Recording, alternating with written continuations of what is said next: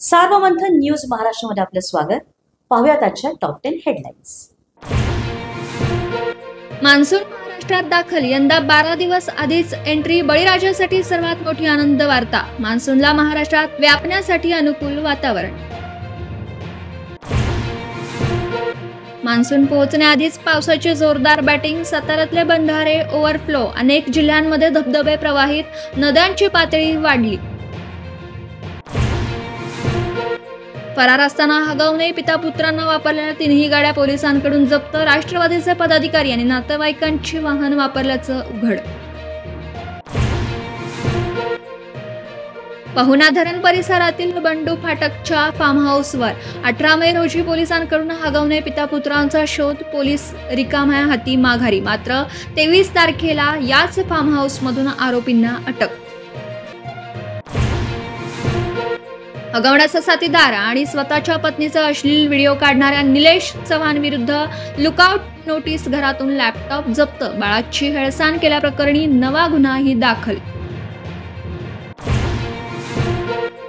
पुण्यात वैष्णवी हगवणे प्रकरणाची पुनरावृत्ती, कारसाठी छळ होत असल्याने पत्नीकडून आत्महत्येचा प्रयत्न, तर नाशिकमध्ये मर्सडीजसाठी डॉक्टर पत्नीचा IT इंजिनियर पतीकडून छळ, सरकारवाडा पोलिसात गुन्हा दाखल।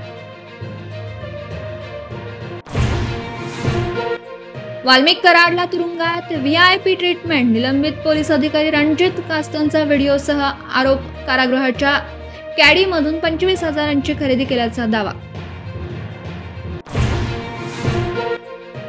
पुण्यात रांजण गावात महिलेसह 2 मुलांची निर्घृण हत्या, हत्येनंतर 3ही मृतदेह पेट्रोल टाकून पेटवण्याचा प्रयत्न, हत्या कोण केली याबाबत स्पष्टता नाही।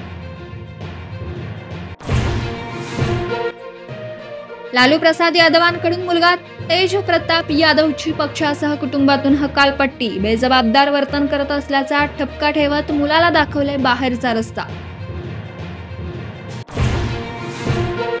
गद्दार ज्योती मल्होत्रा पाकिस्तानचा युट्यूबर झिशान हुसैनच्या संपर्कात, ज्योती आणि झिशानकडे 5ची सकारात्मक प्रतिमा तयार करण्याची जबाबदारी, ज्योतीच्या मोबाईलमधून तपास संस्थांना मिळाली माहिती।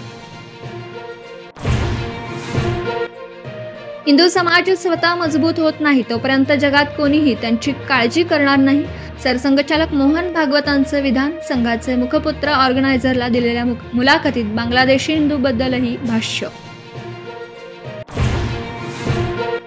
भारताच्या दृष्टीने चीनचा प्राथमिक शत्रू पाकिस्तानकडे सुरक्षेची दुय्यम समस्या म्हणून पाहतो।